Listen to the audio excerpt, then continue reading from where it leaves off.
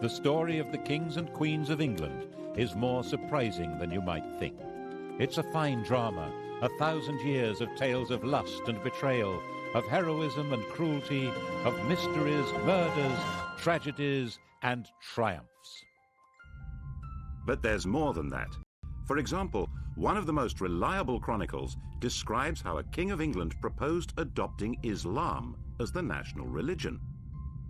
This episode, the first of 6, includes that tale. It tells the story of the English crown from 1066 to 1216, from one French invader, William, to the next, Louis. Yes, Louis. Another surprise. A king of England who's pretty much disappeared from history.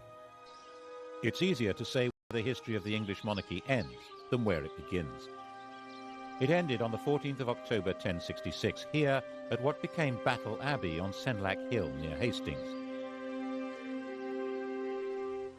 We all know that this was where Harold was killed and replaced by William the Conqueror, and Harold was the last Englishman to be crowned king. From then on, the sovereign would always be from a foreign family, right down to Queen Elizabeth II. So a history of the kings and queens of England isn't like the history of kings and queens anywhere else in the world.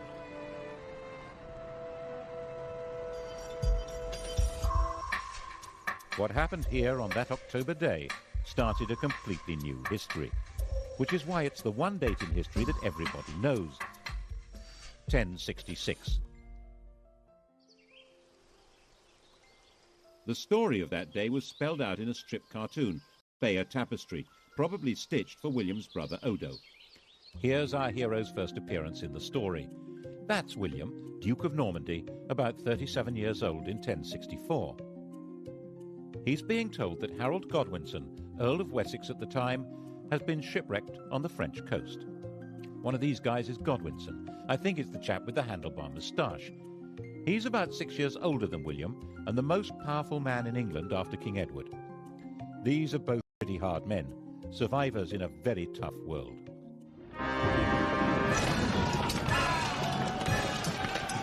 William spent his whole life fighting for survival and was good at it. By the time he was 20, he'd established complete control over Normandy. From then on, he was fighting to hang on to what he had. He got Harold to help him in one of those battles, capturing Mont Saint-Michel, becoming the next King of England. Which, as the tapestry very clearly shows, is not what happened.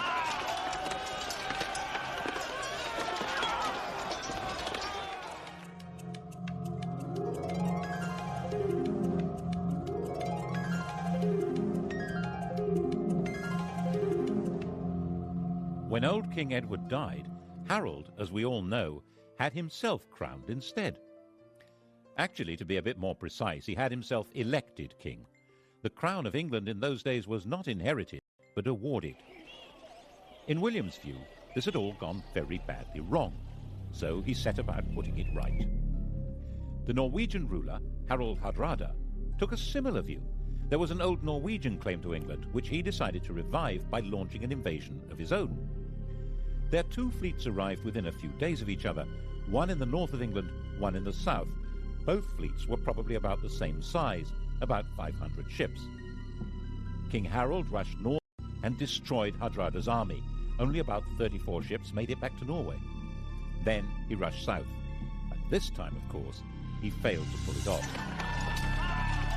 We don't know for sure that the man with the arrow in his eye is Harold, but he certainly died at the battle. He and his axe-wielding, spear-carrying army of Danish and Anglo-Saxon noblemen were simply swept away. In their place were the new rulers of England, Normans on horseback. William was their master, master of the country. He owned it.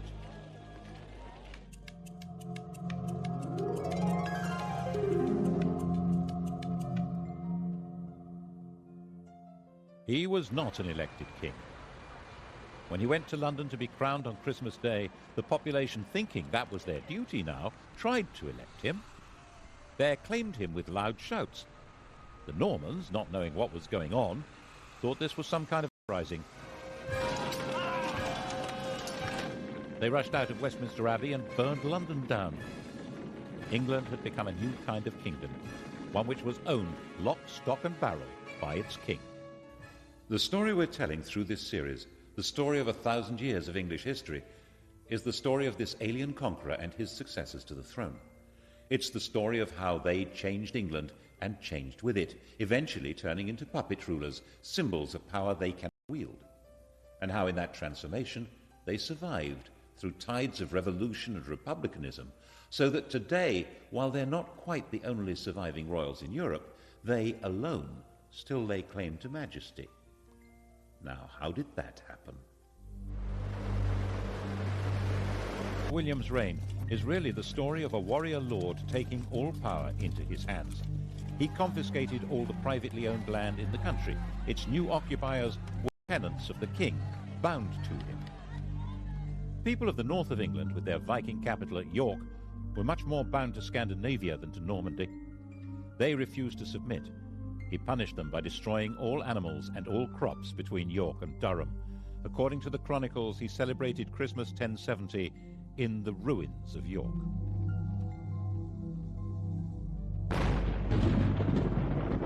The inhabitants were reduced to starvation, even cannibalism. 16 years later, when all the land in England was accounted for and valued in his doomsday survey, there were places in Northumbria that were still utterly worthless. The church, too, was made Norman, and old Anglo-Saxon ways crushed. At Glastonbury, archers were stationed inside the abbey, and orders given that the old chants should be replaced by new ones from France. 21 monks were shot, and yet there were limits to his power. A few thousand Normans, most of them not even understanding the language of their new country, couldn't run the place. They needed the English to keep everything working, and William understood that perfectly well. His coronation, he made an oath to uphold the laws of King Edward, to uphold good law and renounce bad. The old courts would continue to function, and old traditions would normally be respected. This oath would become fundamental to the coronation of any king. The question, though, would be who got to wear the crown? When William died, bloated and exhausted at the ripe age of 60, his attendants stripped his body and scattered. What mattered now was who would hold the land he'd conquered, and how. It had all been his, and it was he who decided. On his deathbed in Normandy, he handed out the spoils. He gave his eldest surviving son, Robert, his Duchy of Normandy, but it was the younger son, the red-haired William Rufus, who the conqueror willed should be acclaimed King of England. And the youngest, Henry, was told he would have to be content with £5,000. But Henry was his father's son. Content with £5,000? Was that likely?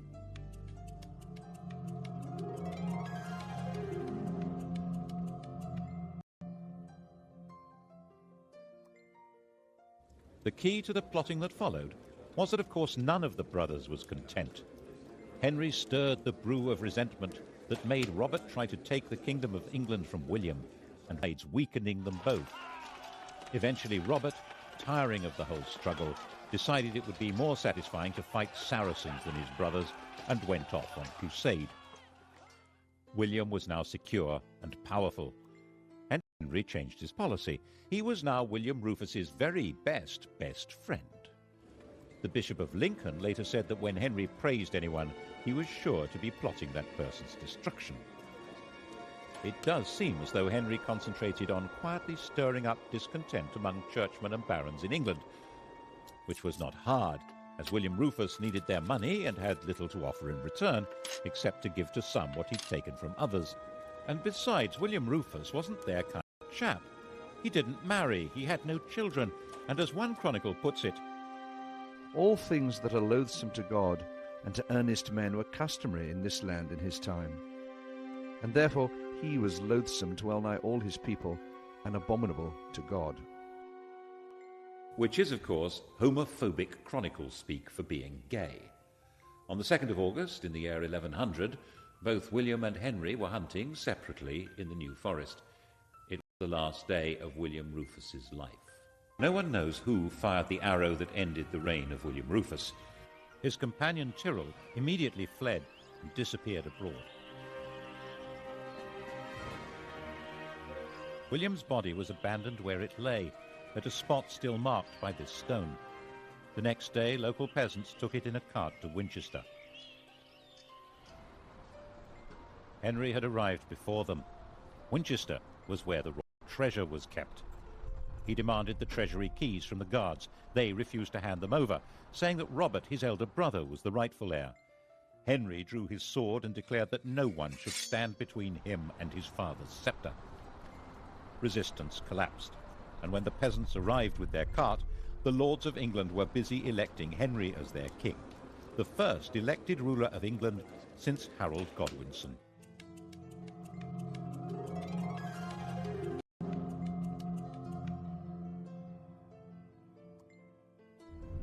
The Bishop of Winchester refused to give the corpse a Christian burial. Out of respect for his royal status, William Rufus was nevertheless interred under the cathedral tower, and when that collapsed a few years later, everyone said, "Told you so." Henry's coronation at Westminster was an attempt to ensure his authority to rule.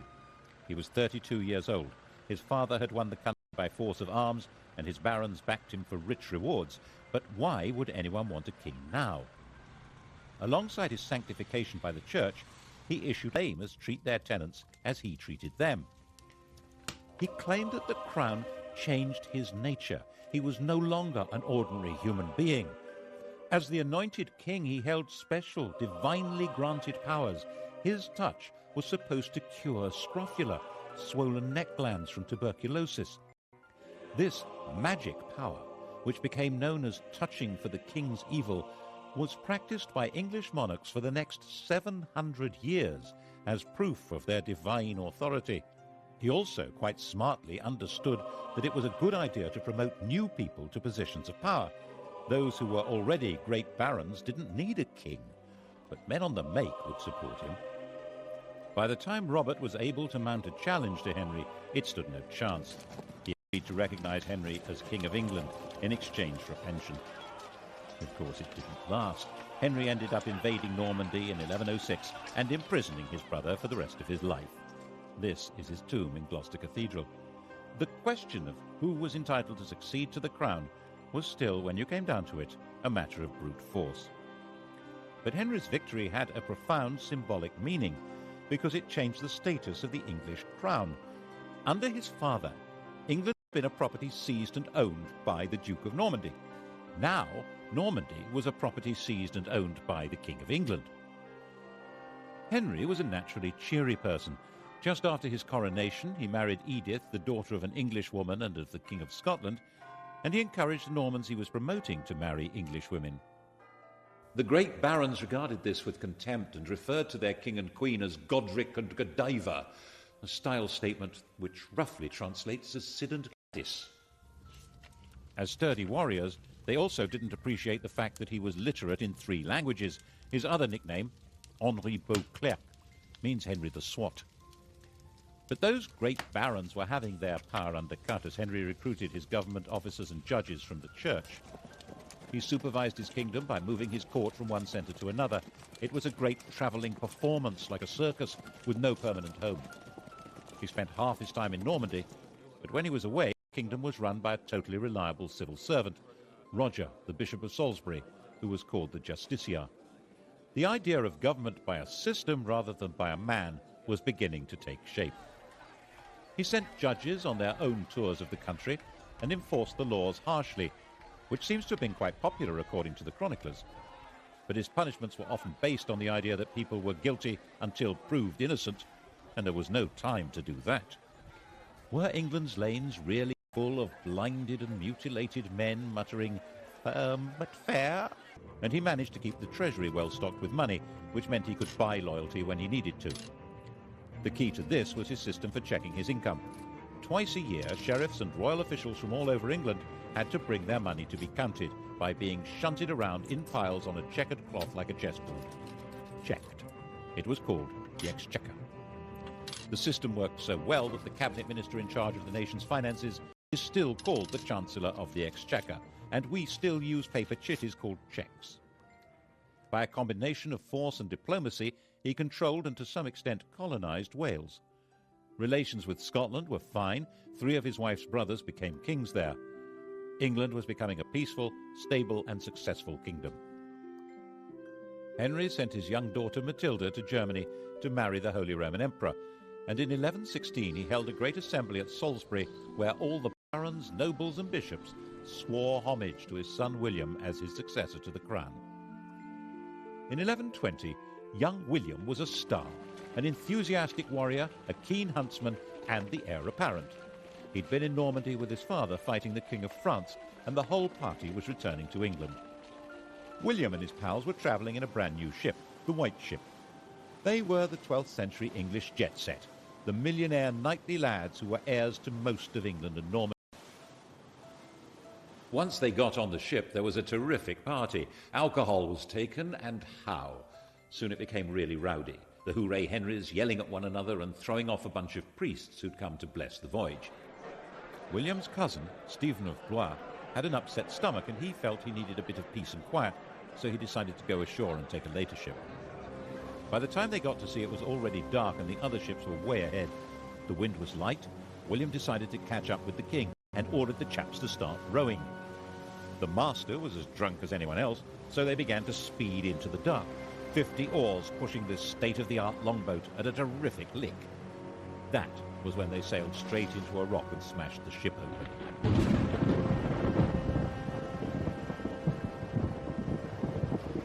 The rock off Barfleur was a well-known hazard to navigation. The cries of the drowning company were heard on shore and on the king's ship. Everyone thought the party was still in full swing. In fact, the future of England had just been destroyed in the equivalent of a drunken car crash.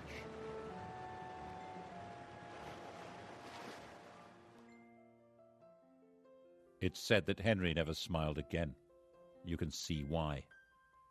6 years after the fatal crash, not knowing what else to do, Henry obliged the barons, nobles and bishops of England to swear fealty to his daughter Matilda as his successor. No woman had ever ruled in her own right in either England or Normandy.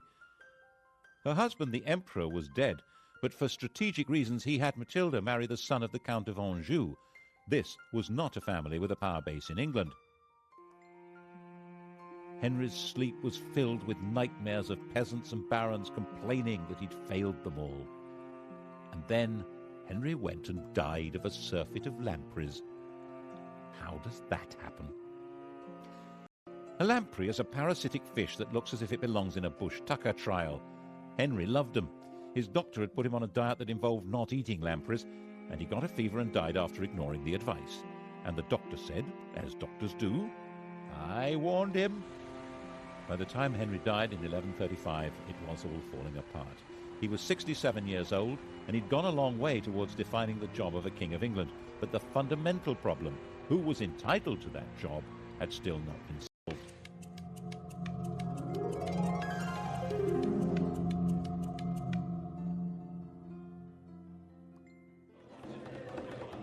Matilda was in Anjou with her husband. And then up popped Stephen of Blois, who sailed from Normandy to England and claimed the crown.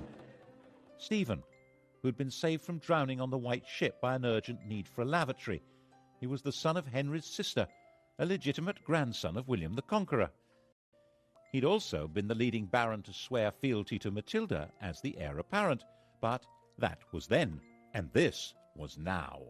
He was 38 years old, backed by his very tough mother, and one of his brothers was the Bishop of Winchester with the keys to the royal treasury. The wife of the Count of Anjou was not a popular choice with the barons. Stephen was a Norman.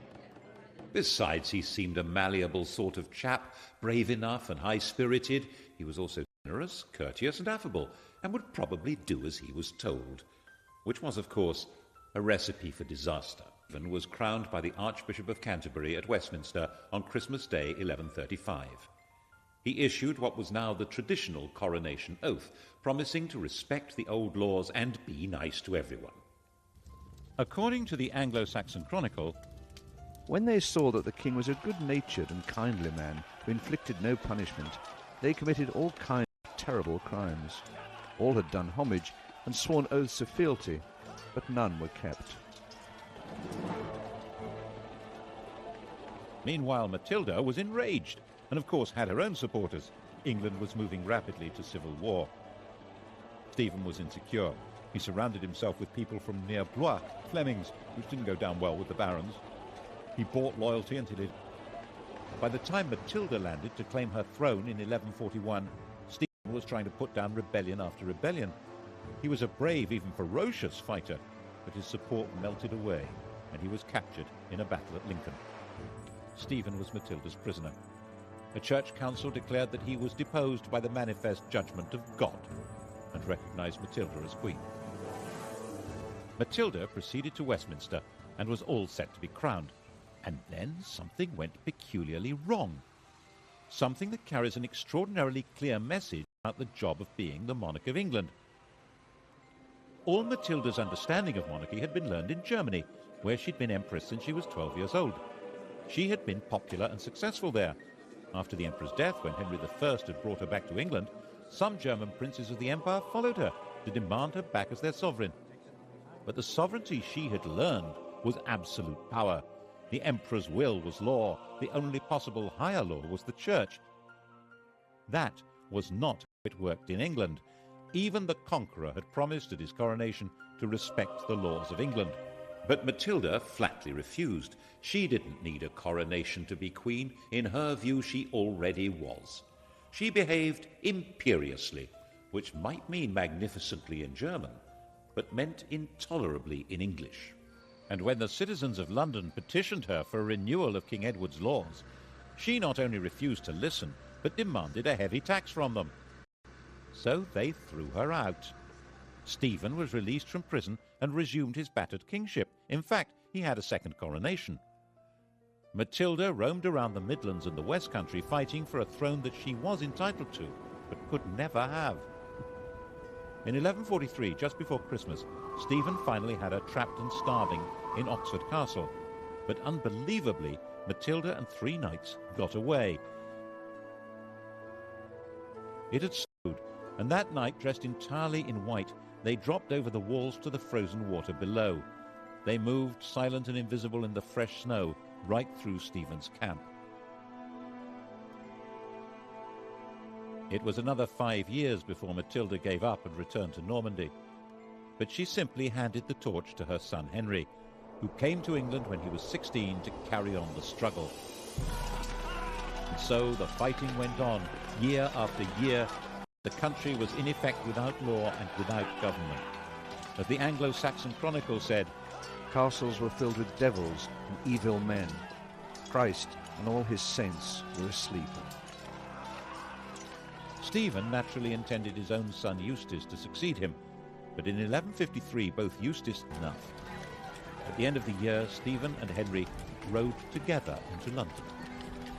There the king proclaimed a new foundation for the kingdom. Henry was now his own adopted son and would be his successor as King of England. Although Stephen would remain king for life, Henry would take over the government immediately.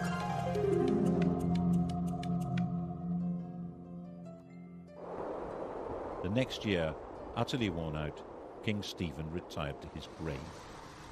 On the 19th of December 1154, there was a double coronation in Westminster Abbey. The 21-year-old Henry II was crowned king, and his 33-year-old wife, Eleanor, was crowned queen consort. Eleanor, Duchess of Aquitaine, knew all about being a queen. When she was 15, orphaned and the richest damsel in France, she was married to the heir to the French throne, and a few days later the pair became King and Queen of France. The King of France was a saintly figure with perhaps a rather low sex drive. Eleanor came from a family of lordly troubadours, whose court was dedicated to interest and love affairs. She later said that she thought she'd married a man, but had married a monk. She had a series of affairs, including one with Matilda's husband, Geoffrey of Anjou. He, rather dashingly, wore a sprig of broom, Plantagenista, in his hat, so people called him Plantagenet. Eventually, all the Angevins, the whole family line, wore it on their crest. She then had an affair with Geoffrey's son, the attractive young Henry, a bright, well-educated athlete with vitality, intelligence, freckles, money. According to a contemporary chronicler, Henry's father had warned his son off her, saying that she'd been his lover, and she was the wife of Henry's overlord. Henry was Duke of Normandy. But Geoffrey died in 1151, and in 1152 Henry got Eleanor pregnant. Louis, who probably didn't know that detail, had their marriage annulled, and she married her toy boy. Of course, she did all she could to encourage his efforts to become King of England and make her a queen again. The coronation of 1154 must have been most satisfying for her. He didn't make his mother's mistake of claiming to be above the law. Instead, maintaining proper form, he issued a charter confirming all the liberties that were in force under his grandfather, Henry I.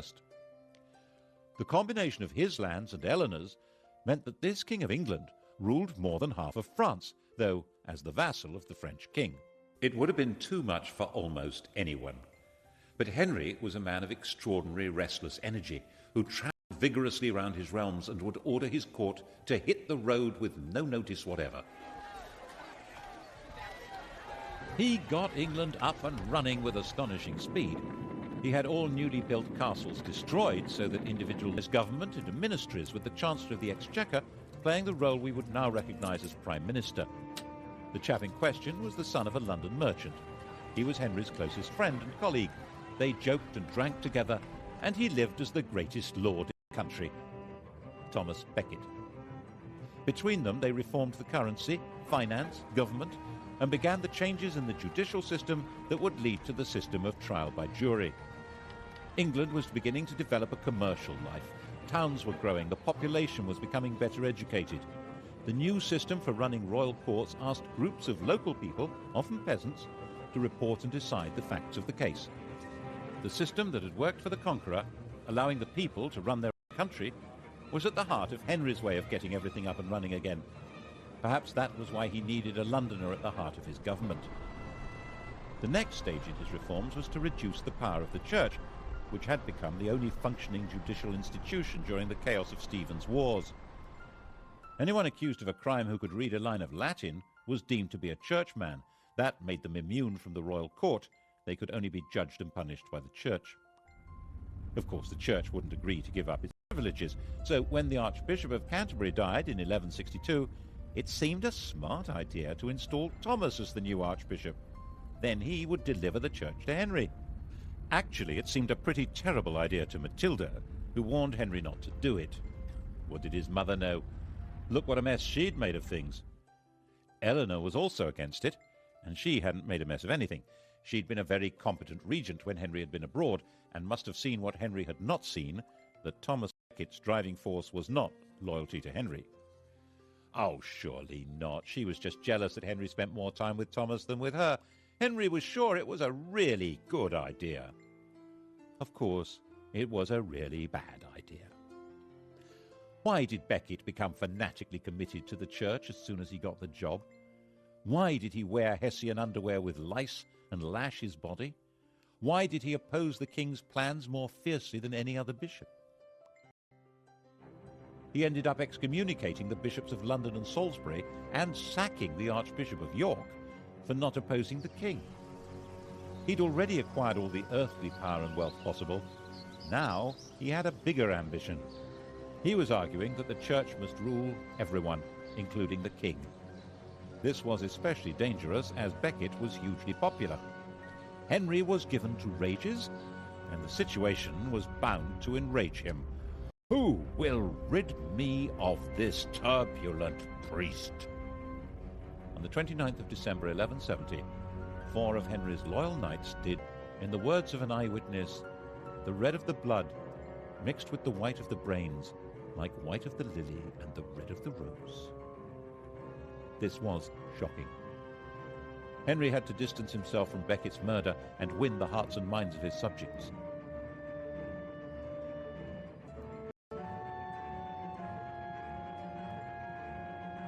Becket was immediately the most popular martyr in the country. 100,000 pilgrims flocked to the site of his death. He would obviously be made a saint as soon as possible. The danger, of course, was that the Pope would excommunicate Henry and pronounce an anathema against him as the murderer of England's primate. The population would turn against him in England, and the King of France would seize his vast lands across the Channel. Henry immediately fasted, went into extravagant mourning, and then did penance. Prostrating himself before the Canterbury altar, he was publicly lashed by a monk. It worked. He saved his kingdom from the Pope. Saving it from Eleanor was much more difficult. Eleanor and Henry had drifted apart, partly because of his love affairs and partly because she feared that Henry's adventure with Becket threatened her own beloved Aquitaine. She had gone back there. She set up her own court, the Court of Love, and that was where she raised her sons as romantic warriors and plotted against him. Henry imprisoned her there for 16 years, but her plots continued unabated. She supported her older sons in rebellion against Henry, trying not only to ensure her control over her own lands, but to take over from him. The only one who remained loyal was John, the youngest. In 1189, the oldest surviving son, Richard, inflicted a major defeat on his father. Henry met Richard near the Loire to arrange peace terms, but when they publicly embraced, Henry quietly growled, "May the Lord spare me until I've taken vengeance on you." The second had been defeated in battle by his own eldest surviving son, Richard. Only one of his sons had remained loyal, the youngest, John. Back in his own chateau, Henry asked for all Richard's supporters to be read out. The first name on the list was John's. Henry was heartbroken. He died in delirium a few days later.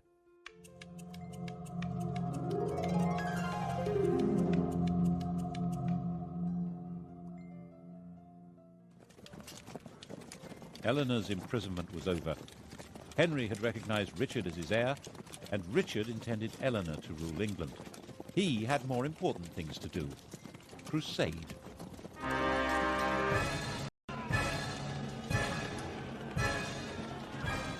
Eleanor had been a feudal army, and now the Saracens had reconquered Jerusalem. Richard the Romantic, Richard the Lionheart, was a totally fearless warrior whose whole upbringing had been based on Eleanor's idea of chivalry. Poet and swordsman, Christian knight and tournament hero, a handsome and dashing leader of armies, Richard tried to live out the fantasy life of one of the heroes of Arthurian literature from the stories told and sung in the Court of Love. He came to London for his coronation, but only so that he could collect the funds to pay for his great crusade to recover Jerusalem from Saladin. He went off on his crusade, declaring that he would sell London if he could find a buyer. The crusade itself, the Third Crusade, was a sequence of great heroic and daring actions that completely failed to conquer Jerusalem, associated with bursts of extreme brutality. Saladin quite rightly pointed out that while Richard might be able to get an army into the city, if he wanted to hold on to it, he would have to spend the rest of his life there. The two men never met, but they fascinated and respected each other. When Richard was ill, Saladin sent his doctor. The final truce ensured that Christian pilgrims would be free to visit the Holy City. But that had actually been Saladin's policy before the crusade even began. Richard typically decided to make the journey home in 1192 into an adventure, travelling alone and in disguise. That was how he got captured and ended up imprisoned by Duke Leopold of Austria, a man he'd repeatedly insulted during the crusade. The King of England had been found in an inn in Vienna, unconvincingly disguised as a kitchen knave. The ransom Leopold demanded was £100,000, about 8 years' income to the Exchequer. Richard's recklessness was crippling for the kingdom and eventually fatal for him. As a storybook hero, he always seems to have expected a happy ending and would sometimes even forget to put on armor. That was how he got killed in the end, taking a stupid chance at an unimportant siege in 1199. A crossbow bolt wound became infected.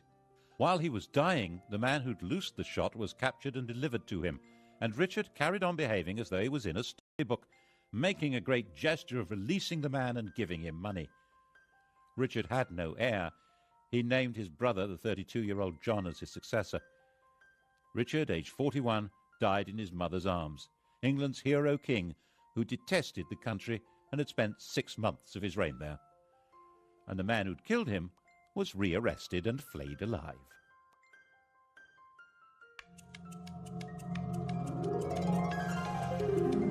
Brother John was never meant to be king. His father had called him John Lackland because there was originally no part of the huge Angevin Empire left for him. And the three problems that lurked at the core of monarchy in England now became crises. How did succession work? What was the balance between the king and the church? And what legal limits existed on royal power, especially when it came to taxes? To begin with, was he really Richard's proper successor? One of his elder brothers, Geoffrey, had died leaving a son, Arthur, and there were barons in Anjou and Maine who argued that this 13-year-old was the proper successor. They were supported by Philip, King of France. The only way to settle a succession dispute was by violence, so John went to war. His men captured the boy, and he was never seen again. It was generally believed that John drowned him, which was the wrong way to solve the problem. It guaranteed that Arthur would not be king, but it left a very nasty smell. It didn't stop the King of France from keeping the war going, and by 1205 John was driven out of most of France, including Aquitaine and even Normandy. The issue of church power also came up again. It was John's bad luck to be confronted by an exceptionally militant and aggressive pope, Innocent III. Innocent maintained that kings had to submit to popes. When the Archbishop of Canterbury died, Innocent announced that Stephen Langton, who happened to be English, was the new archbishop. John refused to accept the pope's man. Rome wouldn't give ground, and neither would John. In 1209, the Vatican excommunicated the King of England and his whole kingdom. Back in England, John attempted to carry on regardless. The Pope declared John deposed, and that anyone who even spoke to him was excommunicated. According to one chronicler, John decided at this point to join the enemy. In 1213, he sent a delegation to the Emir of Morocco, offering to adopt Islam and turn England into an Islamic country in return for protection. That would have turned history upside down. Is it true? The Emir, according to the story, told the envoys not to be so silly. In fact, John was reduced to total surrender. The Pope demanded that he submit himself as a vassal of the Church, and that England should become a papal fief instead of a sovereign kingdom. So in 1213, Stephen Langton, the new Archbishop of Canterbury, took up his post as a representative of the new overlord of England. In that capacity, he decided to sort out the third issue, the limits of the king's power over his subjects. Political party. This is the seal of the Barons of London. Langton presented them with a charter issued by Henry I and suggested that they demand something along the same lines but a bit clearer. The Magna Carta. This famous document was signed in June 1215. John and Richard had both tried to meet their costs by massive increases in feudal dues and legal charges, and most of the Magna Carta is an effort to reverse these.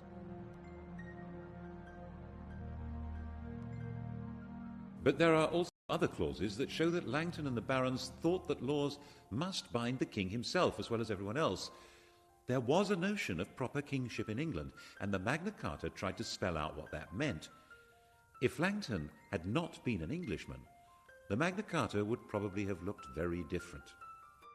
And it was certainly incomprehensible to Pope Innocent, who saw it as a baffling and immoral limitation on the absolute power of the feudal Lord of England, who was, of course, himself. So Innocent issued a papal bull excommunicating anyone who stood by or tried to carry out Magna Carta, and Stephen Langton found himself suspended from his job and recalled to Rome. And John marched through England at the head of an army composed largely of foreign troops, crushing the barons and destroying their property. And that's why the barons went to France and got a new king of their own, Louis, the son of the King of France.